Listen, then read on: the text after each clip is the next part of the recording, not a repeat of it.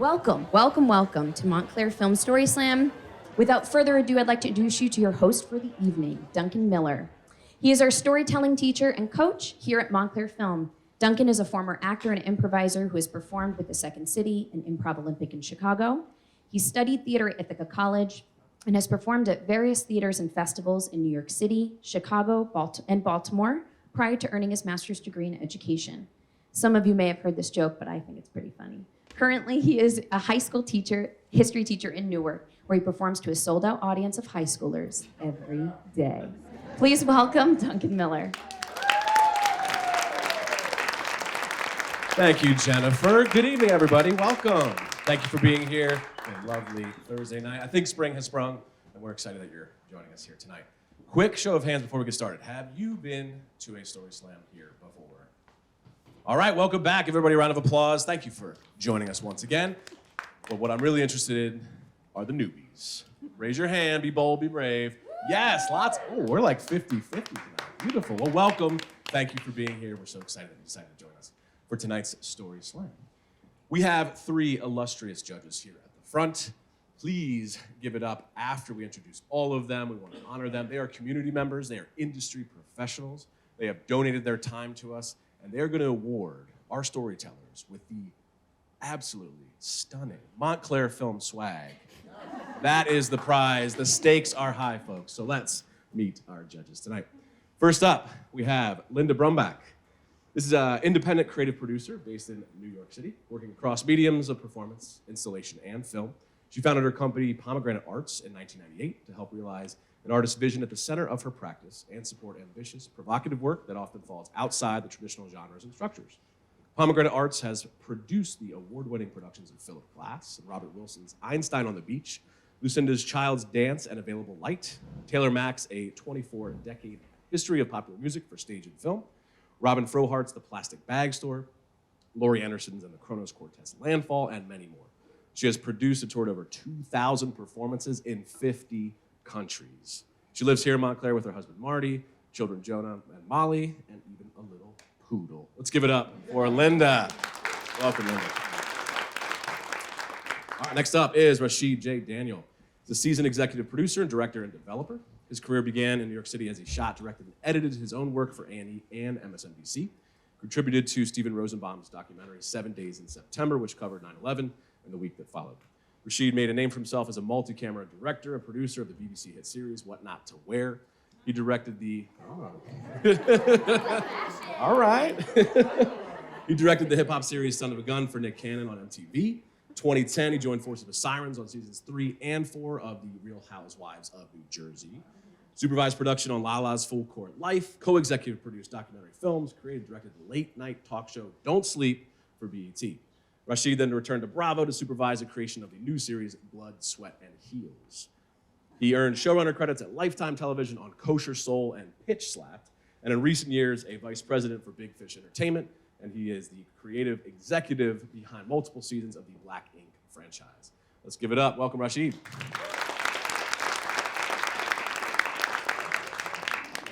All right, our third and final judge, Ruben Atlas. Welcome, Ruben.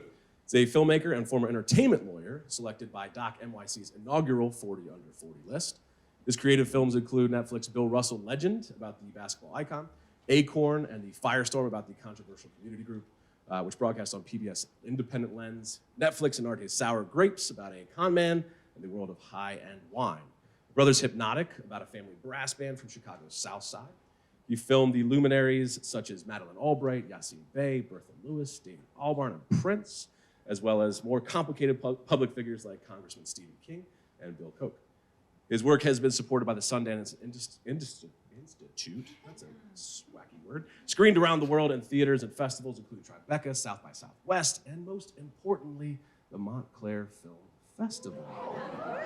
He grew up in Montclair after living in Costa Rica, Argentina, Bonaire, Rockaway Beach, and Brooklyn. He is back here in Montclair, and he loves even teaching a few classes here at Montclair Film. Welcome, Ruben. Let's give it up for him. All right. Now that we know who's in charge, let's get the rules of engagement. Storytellers, listen up. You have 6 minutes for each story tonight. Jennifer will be here in the front. She will give you a sign, a green card, at the halfway point. With 1 minute left, 5 minutes, a yellow card. And again, at 6 minutes will be your red card. We're not going to yank you off stage, but please honor the red card. The number one rule is to be on theme. We're excited to hear whatever you brought tonight, but of course you want to make sure it's aligned to the theme to give our storytelling judges exactly what they're looking for tonight. There is no intermission, so please make sure you have your beverages, your snacks, whatever you need to take this journey with us here tonight. We are going to get started with our theme, as luck would have it. In the month where we often don four-leaf clovers and drink a few too many green beers, sometimes the luck of the Irish misses us. But tonight, our storytellers are going to entertain us with the serendipitous force of luck gone right. We'll hear how Lady Luck has graced the lives of these 9 storytellers, the good, the bad, the just plain dumb luck. We'll see how their lives changed from these brave storytellers. Let's jump in with our first storyteller of the night. Please give it up for Paul Heery. Welcome, Paul.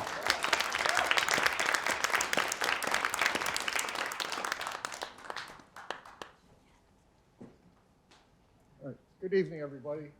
Normally, I don't like going first at these types of things, but I decided to jump in because this gives me the opportunity to set the tone for the night. Yeah. Let me tell you about the day I was arrested for murder. Wait a minute. Before you start judging, take a look around. I'll guarantee you I'm not the only person in this room that could say that. I was 17 years old at the time. It was summertime in Philadelphia, and myself and my friends really didn't have anything to do but to hang out on the corner.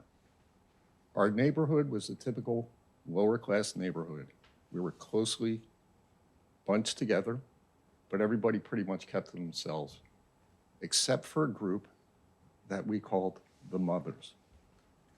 The Mothers were annoying busybodies from the way we looked at it. They seemed to know whatever myself and my friends were up to at any given moment. This was 1974, and they had the ability to instantly communicate with one another. I don't know how they did it.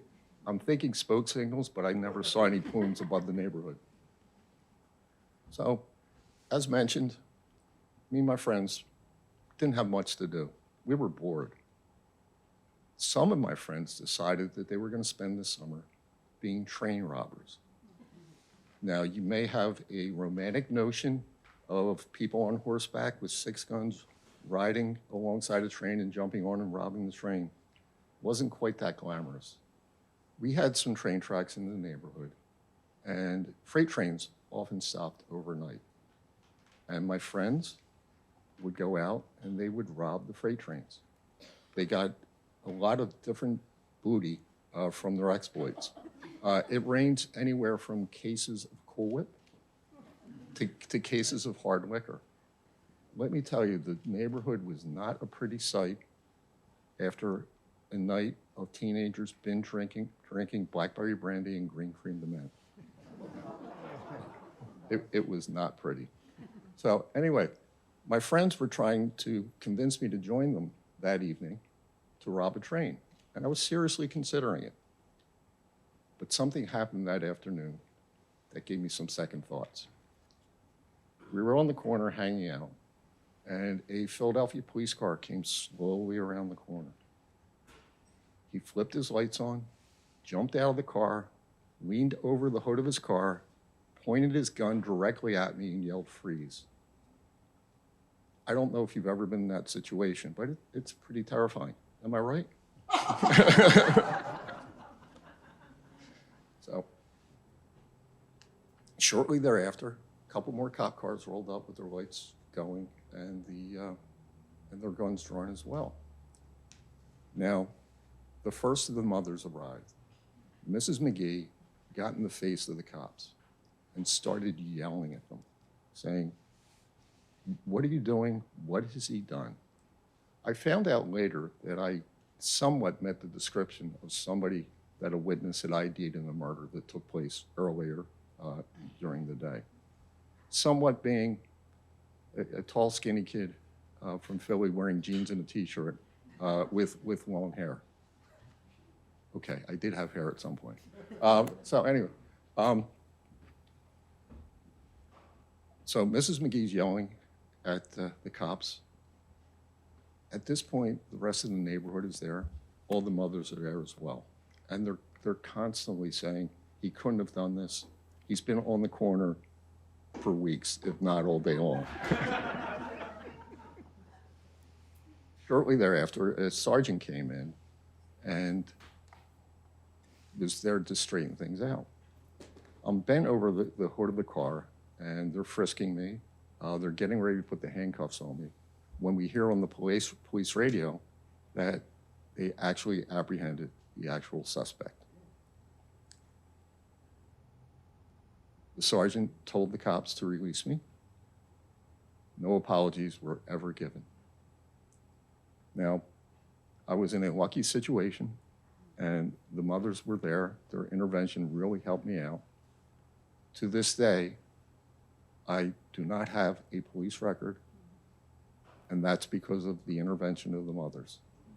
So I think I can call them the mothers of intervention. Thank you. All right. Thank you, Paul. Whew. Strong start. Luck would have it. We're just going to keep it going right away into our second storyteller. Let's welcome to the stage Bob Sinicki. Welcome, Bob. Come on up.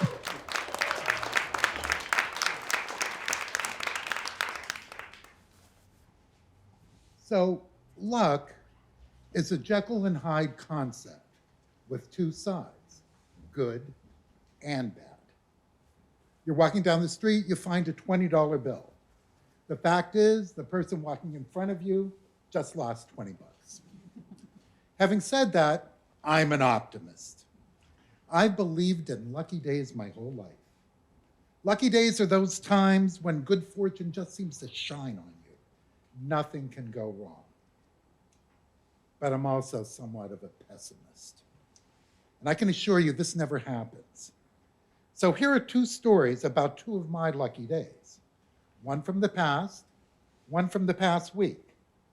What ties them together is the lesson that when everything's going your way, watch out. So let's go back to 1968. On a day when dumb luck was all around me. I was spending the afternoon with a young woman who loved horseback riding. And somehow I found a horse farm with gentle rolling hills in the countryside. I also found a charming restaurant near the stables. I even bought some new bell-bottom pants. Remember them? Flared near the hem, a little snug and form-fitting around the hips and the thighs. I looked great that afternoon. A bit compressed, but great. One minor issue. I had never been on a horse. Once we arrived at the stable, the young woman mounted her horse gracefully. Her horse's name, something very sweet, something like Buttercup or Daisy. And then he roared in, all power and muscle and sinew.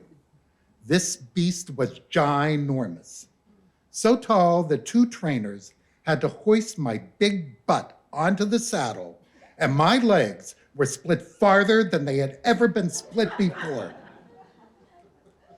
I heard and sensed a rip. Small, discreet, but definitely a rip. The horse's name was Lucky, and he didn't like his load. Our group of horses moseyed down the trail. Well, every horse except Lucky. He galloped, he froze, he scared the hell out of me. Honestly, the sound of my heart pounding seemed deafening. And then I realized it wasn't my heart. It was that continual rip, rip, rip. When the ride finally ended, and the ranch hands had pried me from the saddle, my pants had split on the inner inseam. Not up the back like most people, but from knee to knee in a huge U. Big boy chaps. Well, my date and I decided to skip lunch that day. We walked in silence, although I swished and tried to pretend that nothing had really happened. At one point, she smiled weakly and delivered the ultimate insult. Let's do this again soon. I never saw her again.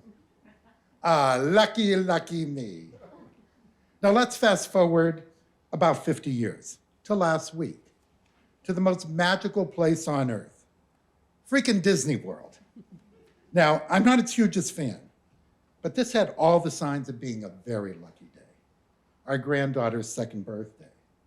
My wife and I would join the whole family in the Magic Kingdom for a birthday dinner, followed by fireworks in front of Cinderella's castle. It all clicked.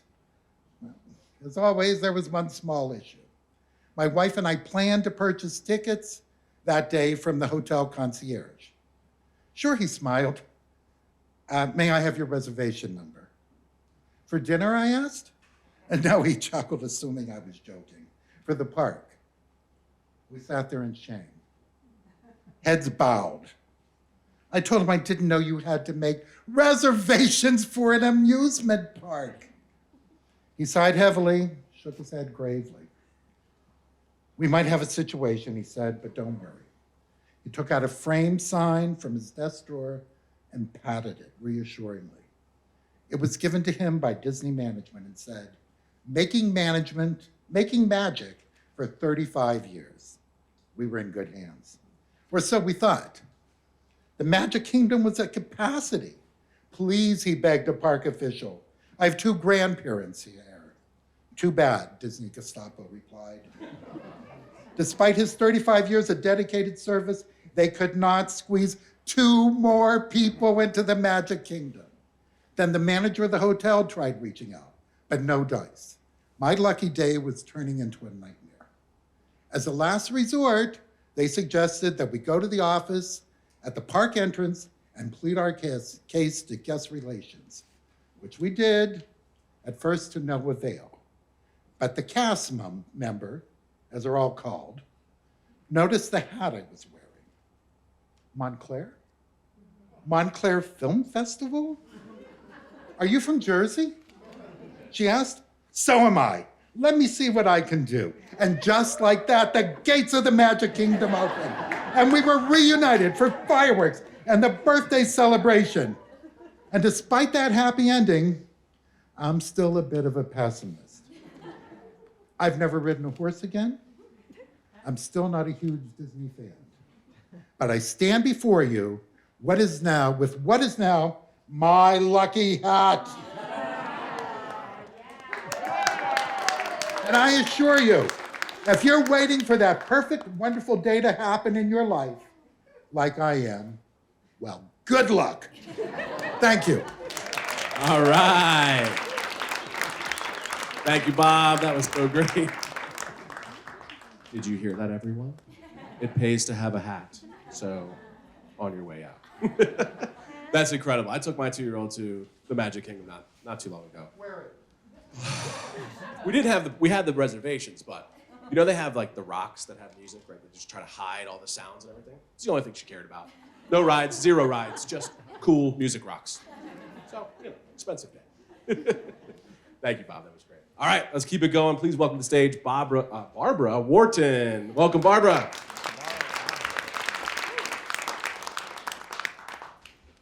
Hi, everybody. My lucky story is called London Calling. Oh, tilt it? Thank you. I was 14 in 1963, a freshman in high school, and my first day back to school, my boyfriend dumped me. It was a shock, but I got over it really fast because this new kid had just come to school, straight from England, and he was sitting right in front of me in homeroom. And we started hanging out together, going back to his house after school and listening to music. And he introduced me to the Beatles months before anybody else even knew there was a place called Liverpool. Now, I like this guy from England, but I loved the Beatles, and I adored John Lennon, but nobody knew that. John was just so cute and funny and smart, And people would have made fun of me if they knew I thought I was good enough for John. Finally, the Beatles were on the Ed Sullivan Show, and all the kids who'd made fun of me because I just loved them so much were instant Beatle maniacs. My English boyfriend, he was now hot, hot, hot, and I got dumped again. It happens. One post-dumping Saturday night, I was home by myself, really feeling bad, singing into my hairbrush. Yesterday, all my troubles seemed so far away. I was dramatic as a child. And the phone rang, and a very official voice said, I have a call from London for Barbara. Is she available? Yes. And then this other voice came on the line, and it was a woman, and she was saying, hello, is this Barbara? Yes, it is. Well, hello, darling. It's Cynthia Lennon. My heart stopped. I'm calling you because you were one of the very first members of the Beatles fan club, and John and the boys just thought it would be really nice if I picked up the phone and said thank you. So on behalf of John, Paul, George, and Ringo, thank you. Ta-da. Thank you. I hung up too. Now, back in the early 1960s, disc jockeys like Murray the K, Cousin Brucey, the WMCA Good Guys, they did stuff like this. I knew this call was a prank, 100%, but I so wanted it to be real. Monday, I go to school and I walk into my English class, and one of my friends is up at the front of the room with my English teacher, and they're whispering and they're pointing at me, and I'm wondering, oh God. Anyway, finally, the teacher says, I hear somebody in this room is getting phone calls from London. I didn't say anything. I just flopped into my chair. And then he said, Barbara, I heard Cynthia Lennon gave you a call. Didn't say anything again, but I saw all my friends grinning and giggling. And then he said, I hear John Lennon is your favorite Beatle. Yes, may I please be excused? I ran out of that classroom into the girls' room, and I didn't come out until after the bell rang. A year later, the Beatles were our lives, my life for sure. I saw them live at the Ed Sullivan Theater in the theater, at Shea Stadium twice, and I can't remember how many times I saw Hard Day's Night, Help, Yellow Submarine, but I hung on every one of John's lines. The last time I saw John was the late 1970s. I was walking up Fifth Avenue, and he was walking down Fifth Avenue. And I saw him, and the first thing I thought was, oh my God, that's somebody I knew from high school. Then I realized it was John, and I don't know how my face changed, but it must have been horrible because his face changed too. And the man had to be terrified, but he kept walking toward me. And then we got to be side by side, and I thought I heard him say, nice jeans. It was the height of the designer jeans era, and we were both wearing Paris 2000 jeans. I thought I was going to explode, but I stayed cool. But I did for 1 minute think, you know, if I had met John and he got to know me, we might have been friends. Many years later, I got involved with a theater group called The Theater Within, led by Joe Riola. And every year they host the Lennon tribute. I got to speak in the 2004 tribute. I read this story, London Calling.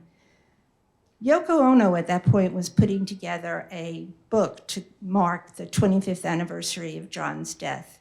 Joe submitted his story and my story, and on January 14th, 2005, Yoko selected both stories for the book, Memoirs of John Lennon. Thank you.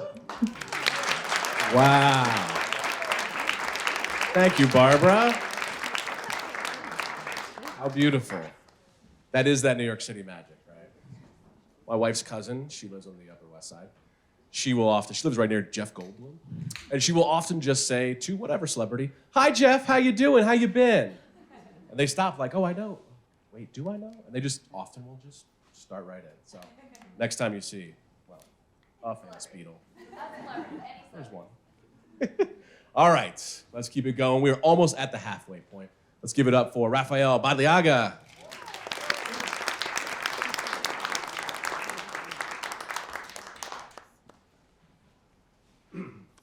I'm so glad to see all three of you here, our three children.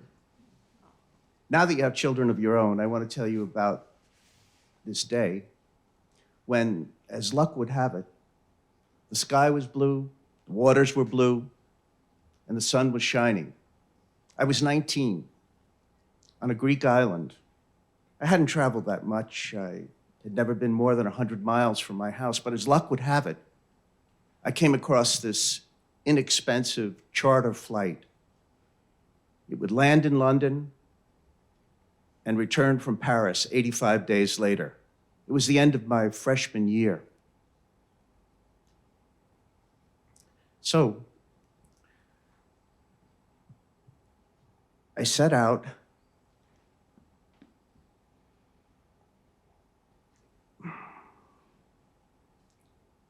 It was the end of my freshman year. I had a plan with, I had a student, a high school friend of mine was going to come with me. But as luck would have it, he chickened out at the end. And so I went by myself. It was a summer that I would not be able to duplicate. I traveled, hitchhiked across Europe to North Africa. I visited 14 cities in Italy on the way to the Sicilian mountain village from which my grandparents, your four grandparents, had emigrated as luck would have it, changing the fortune of our family forever. I still remember from the height of that mountain village, looking down and seeing a blue band of color from that height, only an inch wide. And I asked the girl who had beautiful dark hair, mesmerizing eyes. I thought she could be my cousin. Maybe she was my cousin. And I said, "Is that the Mediterranean?" And she said, "Yes. But we're afraid of the water. We're mountain people." And I thought there might be something genetic in her response because I was not the greatest swimmer. At my college, a rich donor had made a large endowment on one condition, because he had lost a son to drowning, that every freshman had to prove that he could swim in order to become a sophomore. So under watchful eyes at the college pool, I learned the backstroke. I was very proud of it. When my hitchhiking brought me down to Greece, I didn't feel like it was so different from Sicily, because as luck would have it, the Greeks, centuries before, had emigrated to Sicily. In fact, one of the early names of Sicily was Grecia Minor. I stepped into the water in kind of a state of reverie, because these were the waters of the Iliad and the Odyssey and all the Greek heroes I had studied. So I began to do the backstroke, looking up at the sky, at the god Helios, carrying the sun in his chariot across the sky. But later, my reverie came to a close because I looked and I saw how distant the shore was. And I looked at all the shores and they were all distant. And I began to think, my arms, I've got to go back. But my arms were so tired and my legs were so tired, and I thought, I'm going to go under. And as soon as I thought I'm going to go under, I began to go under. And they began flailing. And I think I was shouting, but I wasn't hearing my voice. And I was shouting and flailing. And then suddenly, I saw yellow paper, a telegram with blue letters, all caps. It was addressed to my parents, and it said, your son drowned in the Adriatic. And I thought, how will they ever get over it? And then just as suddenly, I felt arms, 2 hands, very strong on my arms. In fact, sometimes I could still feel them. A man and a woman, I saw their faces, and they were dragging me out of the water. My legs wouldn't work anymore. They were dragging me out of the water. And when we finally reached the shore, the man said, "So many luck. More farther, we don't get you." I nodded in thanks and fell asleep on the beach. Whenever I think about what ifs and if onlys and how my life could be better, I think back on that day.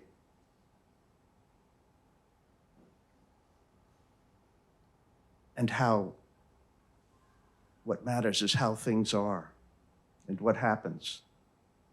Infinitely grateful that I have you 3 and we have each other, and that luck would not have it any other way. All right. Thank you, Raphael. Give it up for Raphael's kids. Thank you for coming and supporting. Nature is very humbling in that way, right? All right. We have sort of a first in Montclair Film's StorySLAM history where there's going to be some props. So we are going to need a moment to set things up. We're going to welcome up Danielle Boone to the stage. Before you applause, thank you, hold. I want a couple suggestions. Best place you've ever traveled. We just heard Greece, Italy. Where must I go before I go? Shout them out. What we got? Zion. Ah, Fiji. Ooh. Switzerland. I'm not going back, Bob. I'm not going back. Iceland. All right. Just go down the street. You got it. All right, Danielle, you ready? Storytellers, the right height is whatever it is right for you. So make yourself comfortable. Feel free to adjust. Bob is not going to like this story. I'm telling you now. I'm really sorry, Bob. I came to clear someone's name who did not know your story. All right, well, let's give it up for Danielle. She's ready to tell her story. Round of applause. Right here. Sorry. Allergy season. Buds. Daisies in my fist, I about toppled when the gift from the flea market dropped.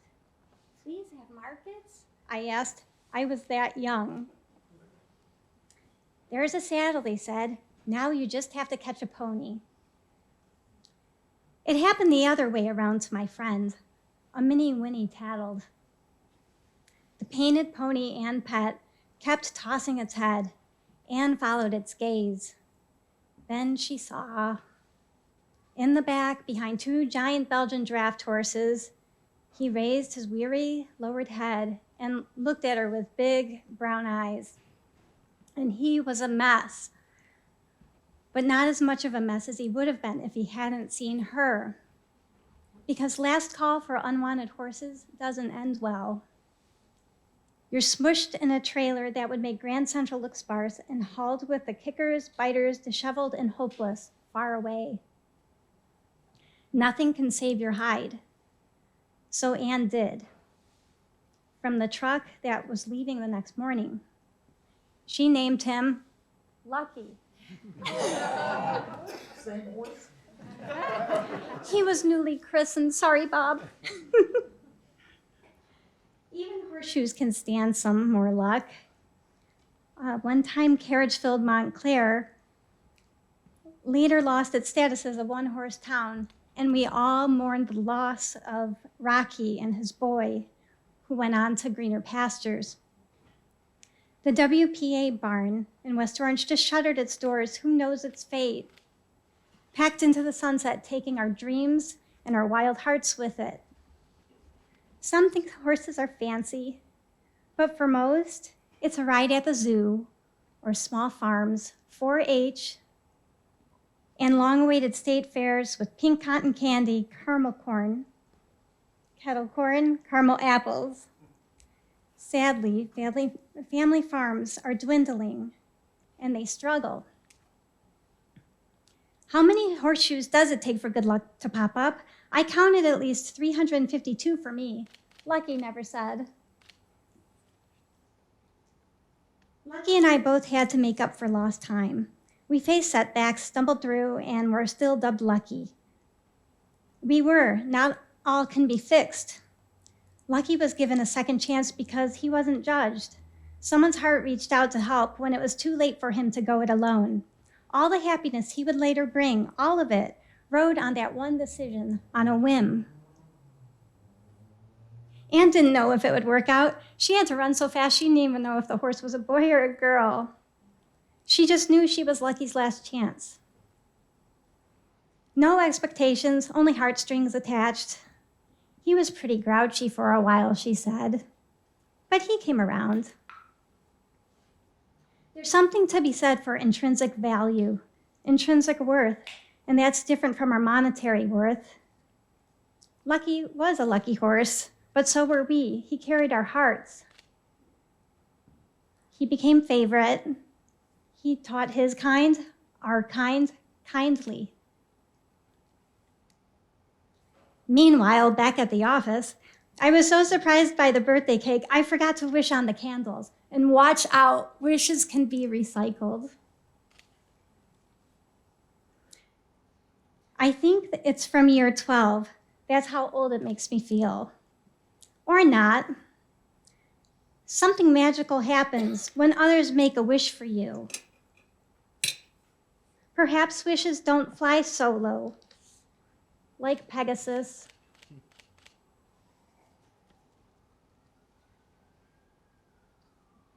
It's the opposite of a money grab or laying people off.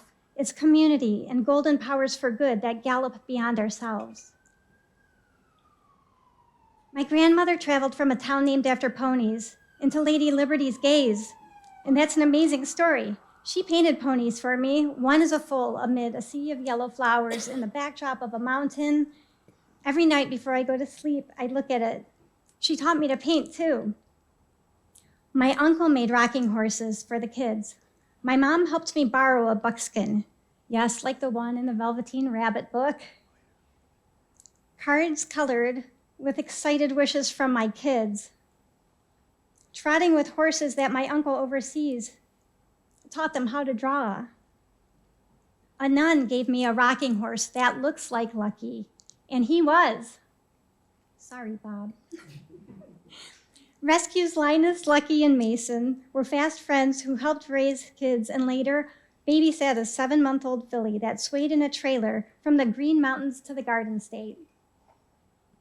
She wasn't a quarter horse, but it was nearly a quarter of a century of saying, "This is the year," until it rang true. I won the benefit raffle. My kids did too. It was playing follow the leader with a new little red-haired girl who grew into horseshoes for luck.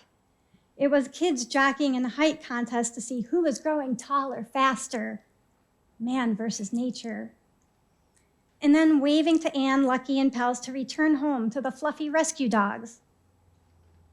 Almost 5 unicorn birthday candles later, with my non-fuzzy youngest kid packing for college soon, it's a reminder that, hey, it's okay to be a late bloomer, and even greater, to let someone else bloom. Thank you. All right, beautiful, Danielle. Thank you so much. Show us that lucky picture, please. All right.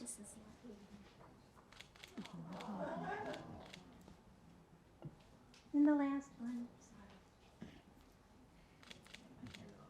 Awesome. Let's give it up for Danielle one more time. Thank you so much. Couldn't help but be reminded of my first flea market. Fleas have markets, that's adorable. I was forced to sell some of my toys. My mom said, "We're going to the flea market, you're gonna sell some stuff." The woman came up, she wanted to buy one of my toys, she gave me a $10 bill. I did not understand how change works. I told her it was $2. She gave me a 10. I said, "Oh my God, I made money." And she just stood there with her hand out. We gotta talk. So, I failed at flea markets. hopefully you fared better. All right, we are already at the halfway point. I'm gonna put something in your ear. We have one slot at the end. We do this on occasion if we don't have 10. If you have a on-theme story that's brewing in your mind right now, we'll take one volunteer at the end. So time to ruminate as we keep going with our stories. All right, let's welcome to the stage Chris Colosi. Give it up for Chris.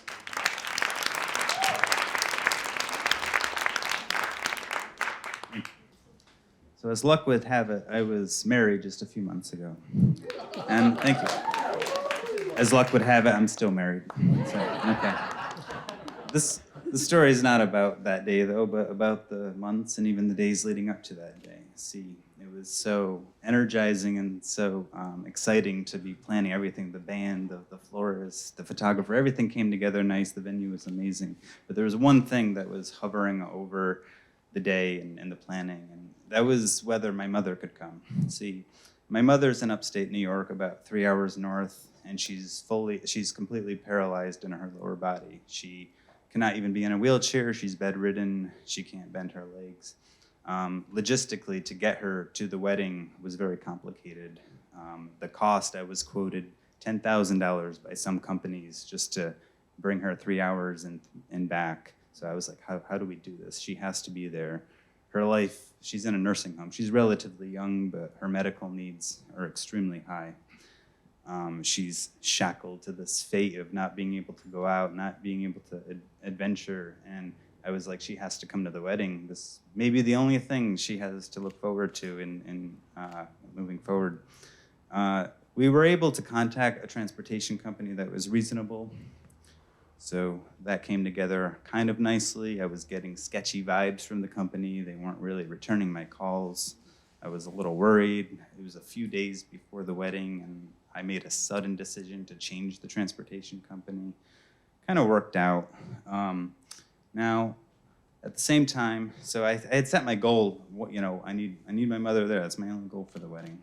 Now, about 10 days before the wedding, though, I had another message come to me from my best man. He said, "Chris, I got COVID." Oh man.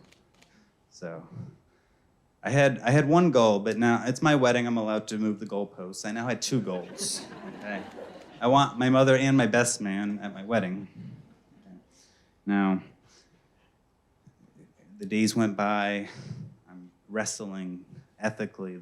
I need to find that Goldilocks zone between how do I get him there and what's the medical conditions so that he can be comfortable and the guests are safe. How many days does he just need to test negative? I looked up all the things, quarantine length and everything, and I was, the logical part of me was not, I wasn't like where this was going, but the emotional part of me, I was just anchored to this notion of how things are supposed to be. And now, at the same time, around this week before the wedding, a third thing was brewing, this time in the Atlantic Ocean. See, this was around when Hurricane Ian was coming up and really devastated Florida.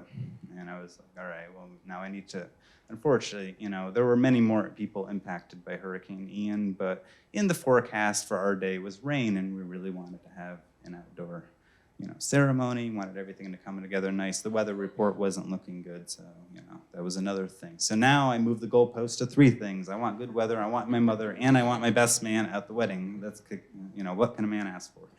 But things were coming together. Everything looked good on my mom's end. I had a lot of nurses on board. I had to coordinate with the nursing home, the transportation company. My best man was not looking good, but I had to give that up. The weather was not looking that up, so I was like, all right, we need to. Now I'm sleeping the night before my wedding. It's 3 a.m. You're supposed to be sleeping at 3 a.m. the night before your wedding. I got a phone call. It's from the nursing home. They said, we had to bring your mother to the hospital. Jeez, this is not how it's supposed to be. I'm not a big believer in how things are supposed to be. I'm not a big romantic, but it's not supposed to be like this. Things just fall off a cliff, all the planning to end so unceremoniously. That's not how things are supposed to happen. Luckily, it was a minor thing. They just had to change a piece of equipment that the nursing home couldn't do, so they were hopeful they could get her back before 7 a.m. or something. So I got the news at like 9 in the morning. She made it back to the nursing home, so they were gonna come pick her up. I was like, okay, this is crazy. Now, I'm getting dressed. I'm getting in my tuxedo. My groomsmen are kind of around doing things for me. I get a call. It's like, 11 in the morning. It's from my best man. He said, Chris. Now you have to understand, my best man has a weird way of communicating things to me. He had a very energizing voice, much more energized than anything I had heard in the last week as he's dealing with COVID. He's like, Chris, I'm walking on the thruway and I'm naked. And to me, I knew what that meant. That means he's coming to my wedding. It's just his prankster way of telling me that. And I'm like, okay, thanks for letting me know. I tested negative last night. I'm symptom-free. I tested negative today. I'm symptom-free. My wife's feeling great. Everything's good. You want us to come? I'm like, yeah, this sounds like we're in the clear. All right. Now, the weather, coming back to the hurricane, it worked out. It was a little windy. It was chilly for the guests for the ceremony, but we had pretty much no rain. We were able to do our outdoor ceremony. We were doing photographs right before the ceremony, and I see the ambulance van that traveled 3 hours with my mom coming in. I was driving a golf cart, and it just stopped like midway, and so I just ran out of the golf cart to go see my mother and greet her, and that was great. My best man showed up right before the ceremony started. So as luck would have it, I got 3 out of 3 of the items I was hoping for. And I'm on a red flag, so I'll just end. So as the night came to an end, my mom had to leave about an hour early for logistical reasons, but I hugged my mother, grateful for the memories I had. I know I would cherish them forever, the fact that she was able to make it, and that her presence made that day even more special. Oh, thank you. All right, give it up for Chris. That's awesome. I'm glad she got to be there. Beautiful. All right. Who's feeling brave? We're not there yet, but I'm still looking for my magic number 10. All right, we're gonna welcome up a veteran storyteller. Let's give it up for Claire Donahue. Claire, come on up.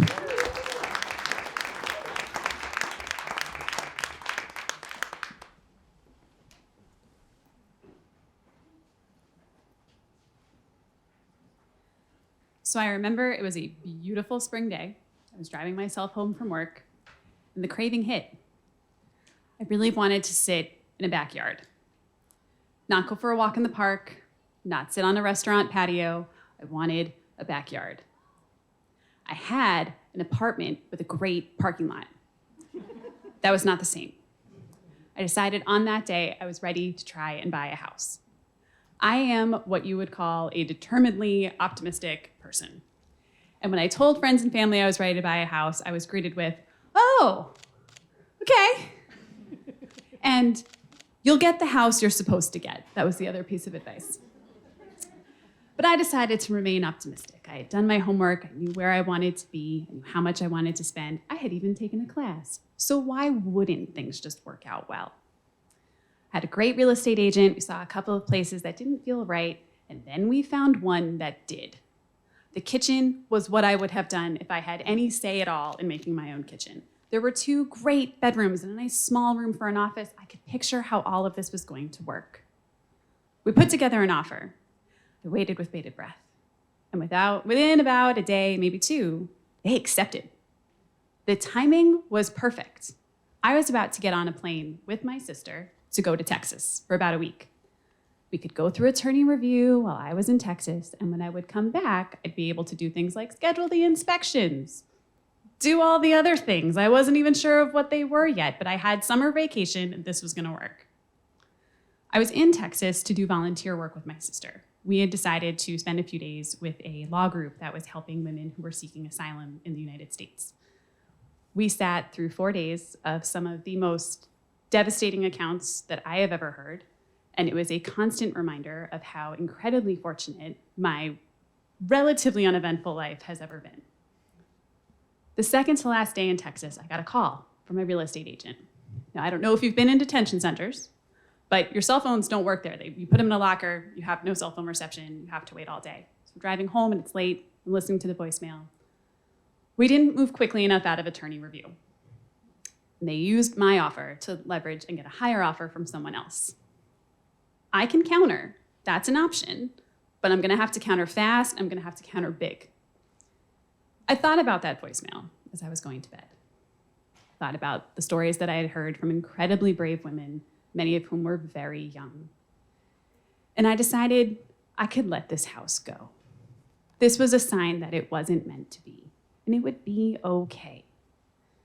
The search continued. I came back to New Jersey, looked at a bunch of places, some of which I even liked. Put some offers in. They didn't have that same gut-wrenching resonance that that first house did. Eventually, there was one that I was semi-excited about. We put another offer in, and I drove up this time to see a friend of mine in Boston. My friend Adam is the kind of friend who knows how I feel about something before I know how I feel about something. So he is the right guy to talk to about buying a house with. I showed him the latest listing that I put in an offer for, and he's flipping through the photos. Claire, this is beautiful.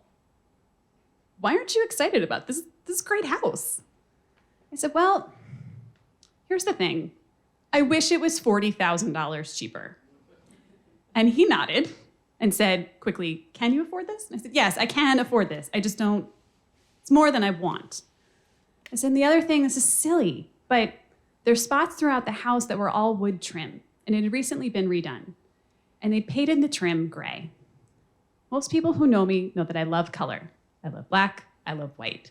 I do not like gray. Not metaphorically, not actually as a color. Gray, not my scene. So he nodded and said, yeah, the gray is not really your touch, but I guess it's not a reason not to go for the house. We chatted the rest of the night, went to bed. The next morning, first thing I do, pull up Zillow, scan for the magical listings that might have come overnight. And there is one. And I look at it. I don't say anything. I think I just shove the iPad in Adam's face. And he takes it. He starts to laugh. He goes, girl, is this on the same street as the one you showed me last night? And I said, yeah. He said, and it's a new listing. I said, yeah. It's $40,000 cheaper. Mm-hmm. And they didn't mess with the wood trim. Mm-mm. He looks at me and goes, you want to manifest anything else while you're here? A nice, cool $1 million maybe for each of us? Speak up. The universe is listening. Be specific. So naturally, made some calls, made some things happen, put in an offer, and was lucky enough to have that get accepted again. There were a number of other great signs. It overlooked the golf course where my parents got married. They are still happily married for nearly 40 years. The neighbors were lovely and had a connection with my dad.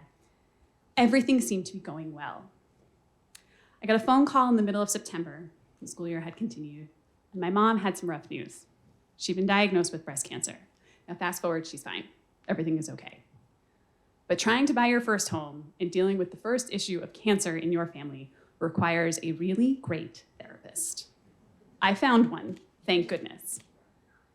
The week of the closing was a fiasco of epic proportions in terms of the house, some concerns for my mom, and truthfully, I thought about telling that story tonight, but I came to realize that it just isn't the story that I wanted to tell. Because with a little time and a little distance, what I found when I think about this time in my life was that there was good luck all throughout, even the moments where I couldn't feel it. I had moved into this house in November of 2019, which was just enough time to get used to the house, get a dog, and make space for my sisters to come crash in the oncoming of the COVID pandemic. It reaffirmed for me that if you look hard enough, good luck is all around. Thank you very much for listening. Yes, thank you, Claire.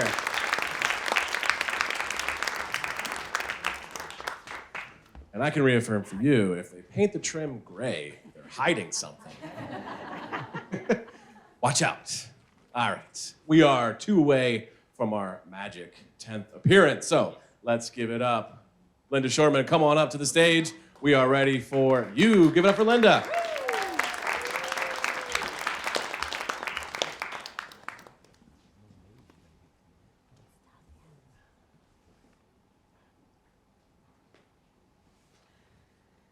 Growing up, I was lucky enough to spend summers in the small beach community near Quonset Naval Air Base in Rhode Island.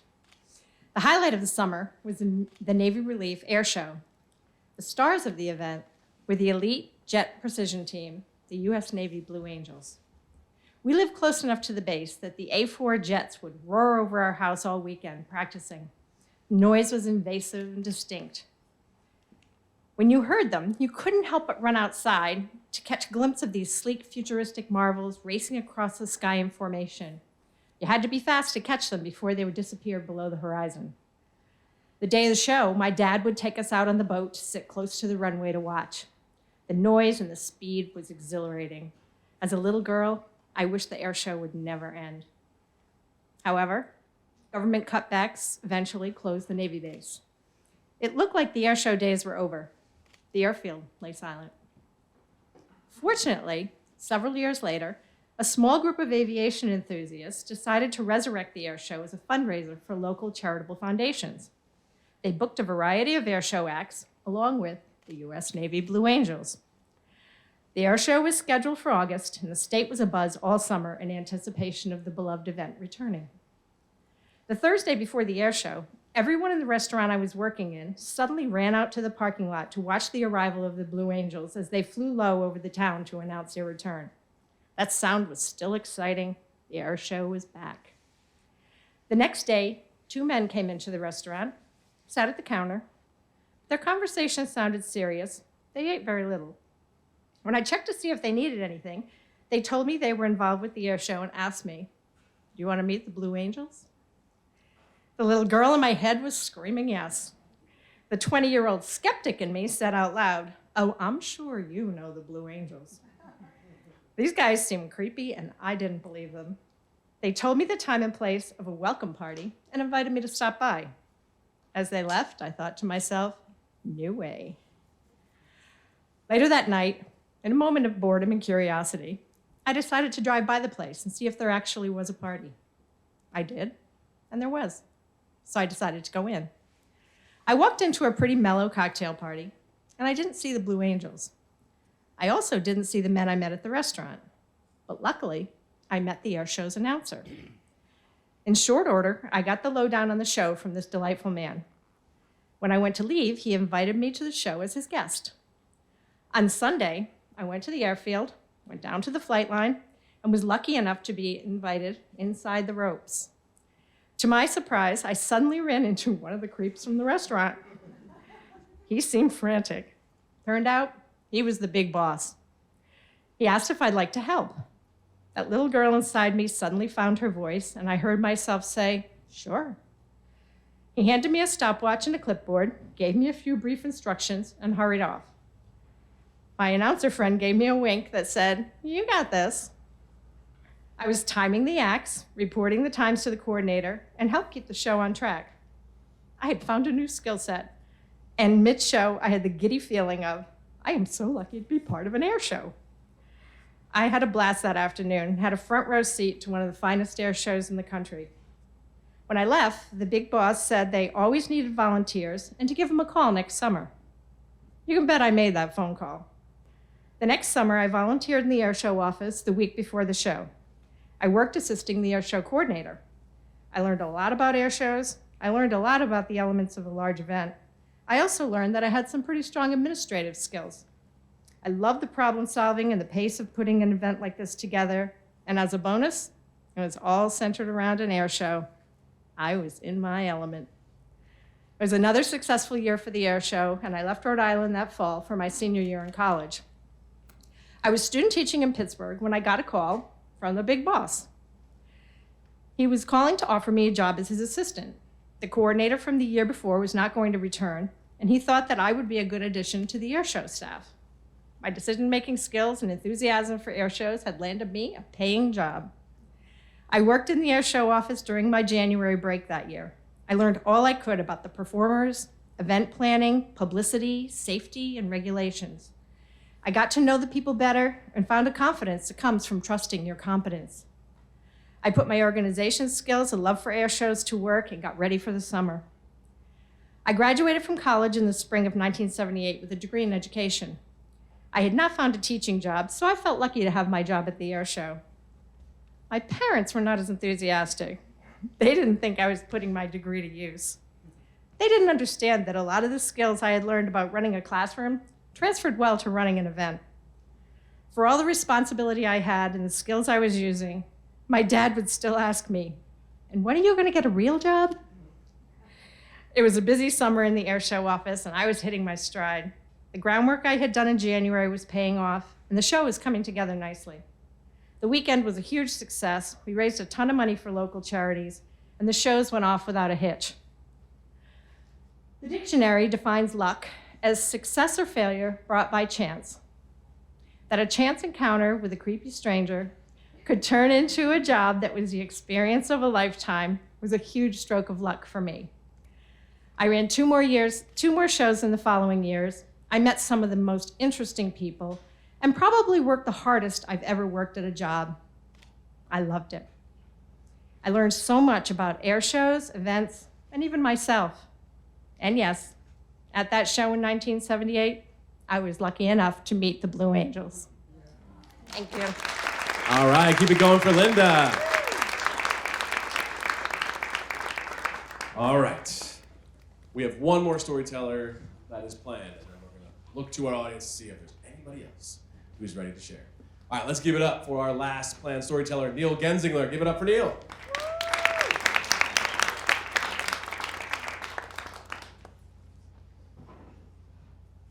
Once or twice every summer, I like to take the family to the horse races at Monmouth Park. We'll spend the afternoon making $2 bets and lose 30 bucks and have a nice day in the sun. One of these trips a few years ago, I got it in my head that I was going to teach my older daughter, Emily, who had just finished her freshman year of college, I was going to teach her how to read the racing form. It's a booklet that you get at the track that, as I told Emily, it's got everything you could ever want to know about each and every horse that is running that day, all the statistics you could possibly need to make a more informed wager and improve your chances of winning a little money.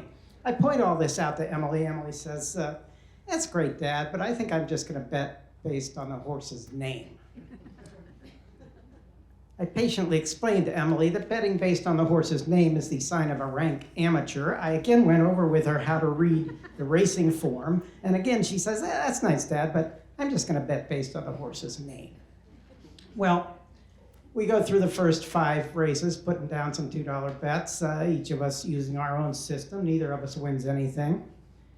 Come to the 6th race, Emily looks at the program, says, "Hey, Dad, look at this. There's a horse running in race 6 named Frothy Starbucks, and there's a horse running in race 7 named Delightful Dessert.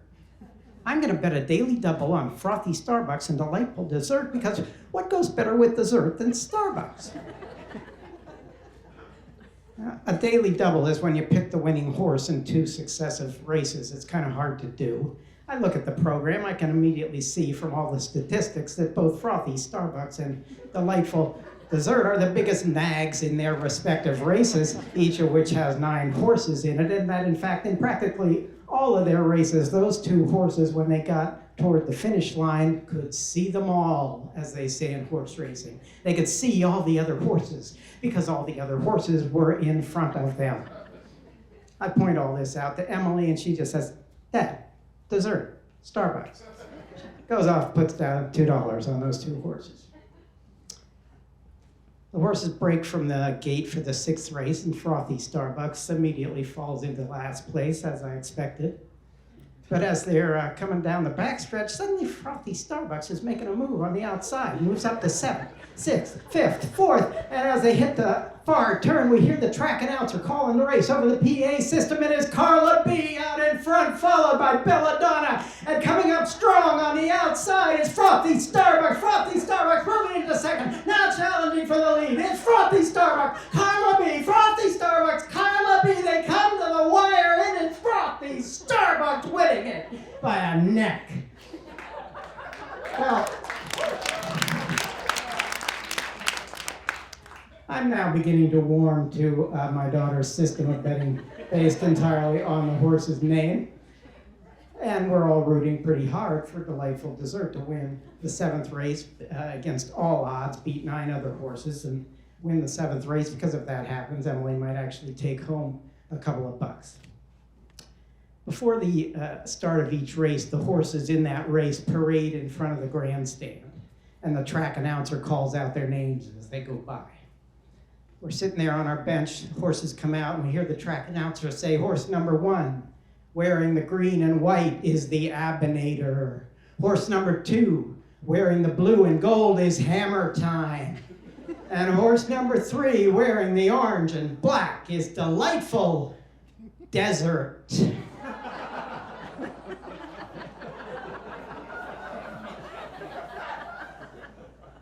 Let me explain something to you.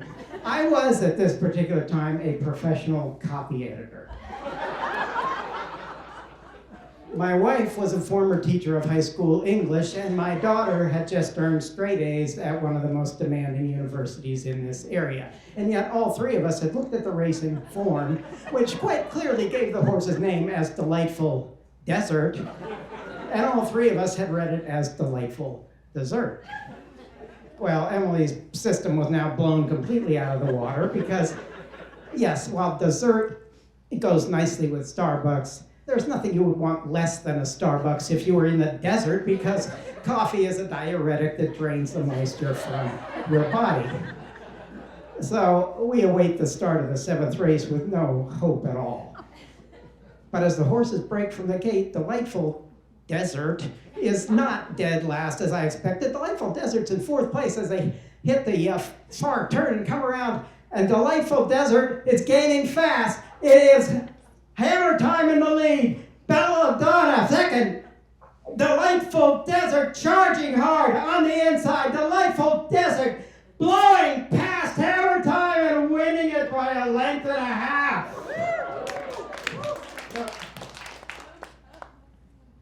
For her $2 bet that day, a bet that was based entirely on misreading the word desert as the word dessert, my daughter took home $834.60. I've been through the desert on a horse with no name. I didn't know what that song meant when it first came out, but I know what it means now. I think what the songwriter was saying was that whatever betting system you're using, when you go to the horse races, it's always better to be lucky than to be smart. Yes. Keep it going for Neil.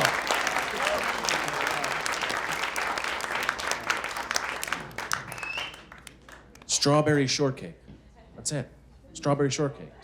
Dessert. Come on. Nobody? 3rd grade? I don't know. All right, the time has come. We have room for one more spot. If you have a luck would have it story, please raise your hand. I see one hand. Is that Deb? Is that Deb in the audience? All right, let's welcome Deb Weber to the stage. All right, Deb.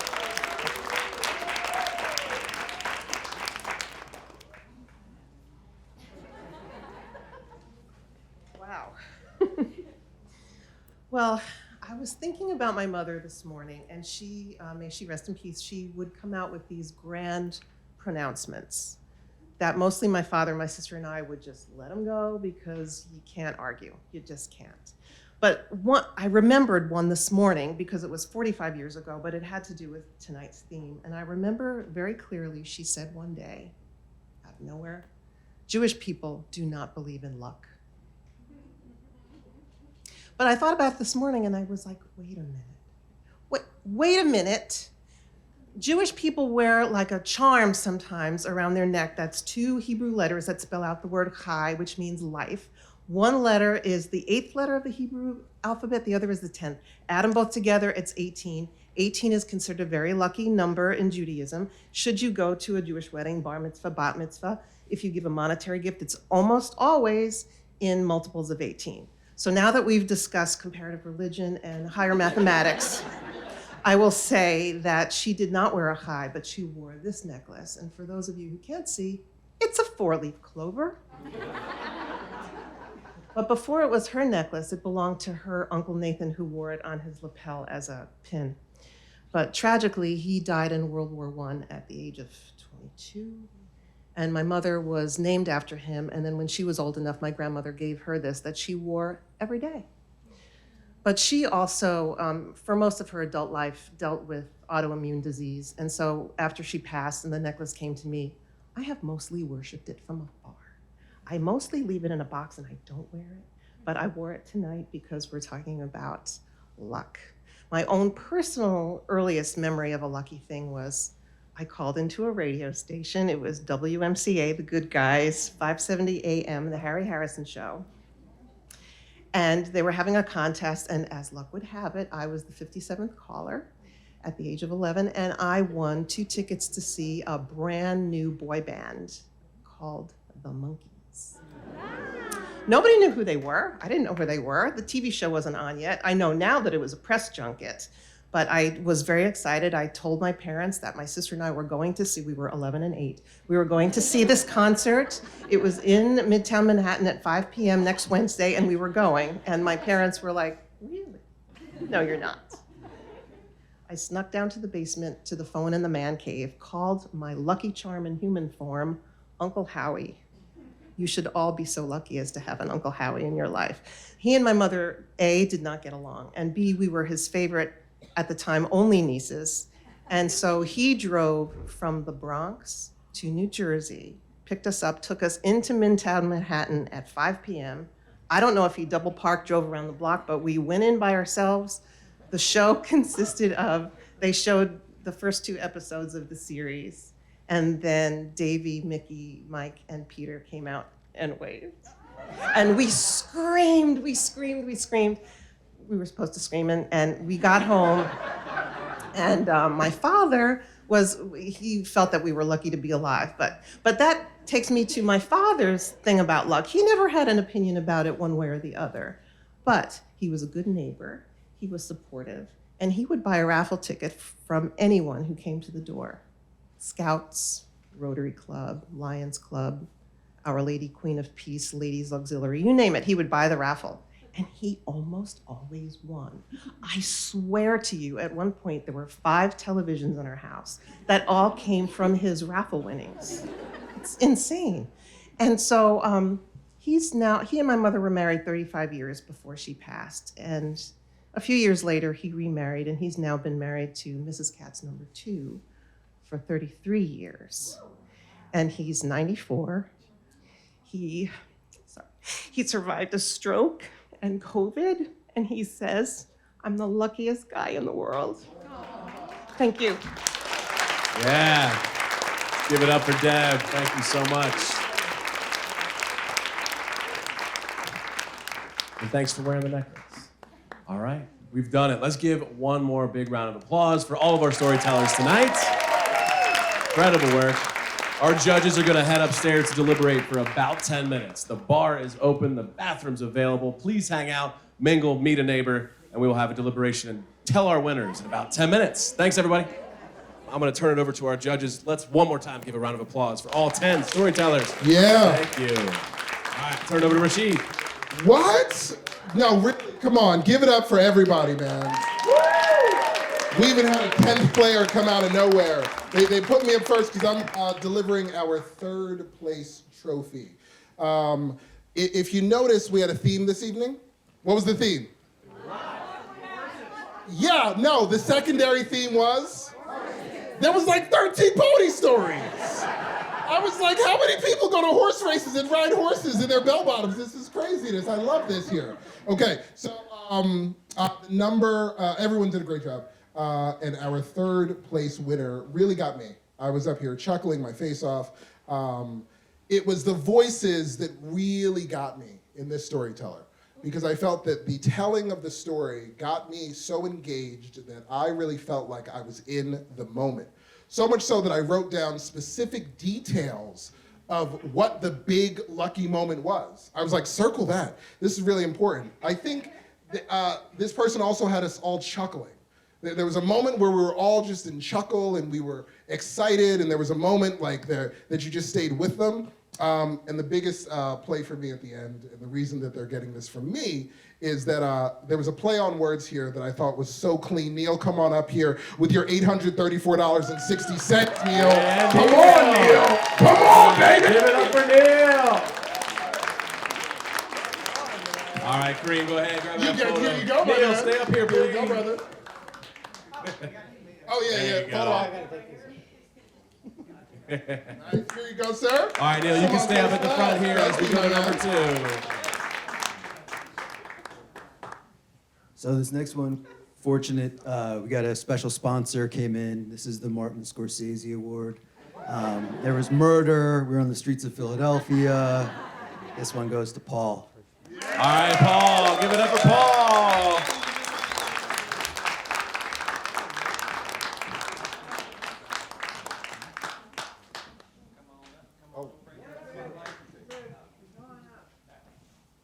Got to get in the light, guys. All right, one more time for Paul. All right, first place. If you can roll a drum roll, please. All right. I mean, you didn't like my load. Bob, you had us all from the beginning just in it. And you're a brilliant storyteller.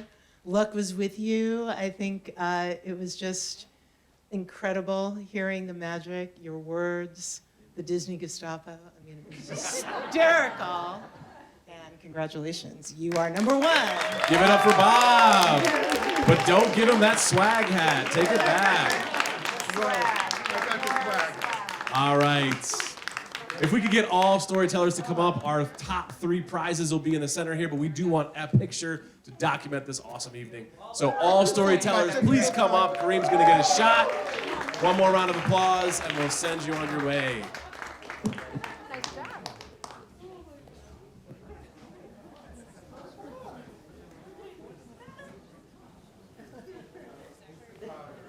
Get comfortable, make friends. You went through battle together tonight. If I could get my judges in the picture. Judges, can you join us for our last picture op?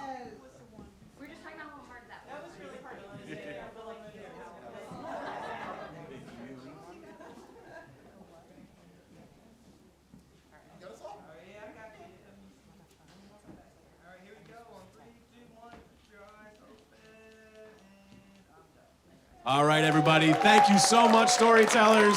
Thank you, audience. It was amazing having you tonight. Check us out, montclairfilm.org. We got programs. We got things happening. There's an improv show here tomorrow night. Please check us out. Take a class. Tell a story. Thank you. Get home safe. Have a wonderful night.